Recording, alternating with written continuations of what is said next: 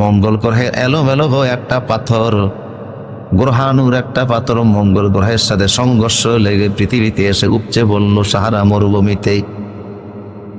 আর এটাকে সংরক্ষণ করে লোকেরা টাকা দিয়ে কিনে নিয়ে ঘরে রেখে দিল, শুধুমাত্র একটা পাথর। কিন্তু আল্লাহ পাক বলেন যখন আমি আদেশ করব তখন আকাশ ভেঙে টুকরা টুকরা হয়ে জমিনের দিকে চলে আসবে। আল্লাহু আকবার।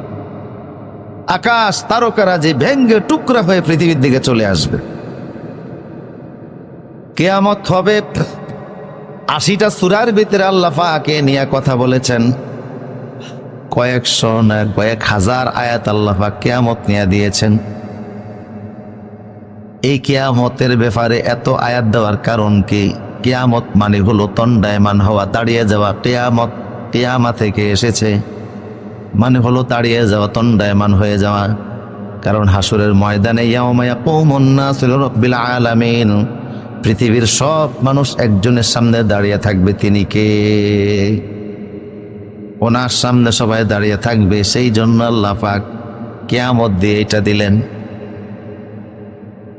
আরবের লোকেরা, মক্কার লোকেরা রসুলকে এই সম্পর্কে বারবার প্রশ্ন করত, মুহাম্মদ তুমি যে কিয়ামতের এত ভয় দেখাও, ইয়াসআলুনাকা আনিস সাআ আইয়ানা মুরসাহা, ওই কিয়ামতটা কবে হবে, কোন তারিখে আসবে, কোন সময় আসবে, আমাদেরকে একটু বলো। বারবার রসুলকে তারা ফিরা দিতেছিল, মুহাম্মদ একটু বলো। এই যে ফিরা দেয় তারা, এর কারণ কি?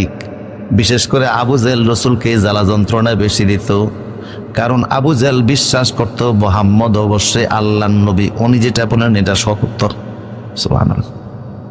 কাজে তিনি যে কিয়ামতের ব্যাপারে বলেন এই কথাও, সে তো শেয়ানা দা গ্রেট, শেয়ানা রুটওভার, শেয়ানা ব্লুটুথ, সাংঘাতিক শেয়ানা, সে তো খুব চালাক। রসুলের কাছে বারবার একই প্রশ্ন করে, ইয়াসআলুনাকা আনিস সাআ আইয়ানা মুরসাহা। ইয়াসআলুনাকা দিয়া কোরআনে প্রায় 15টার মতো আয়াত আছে।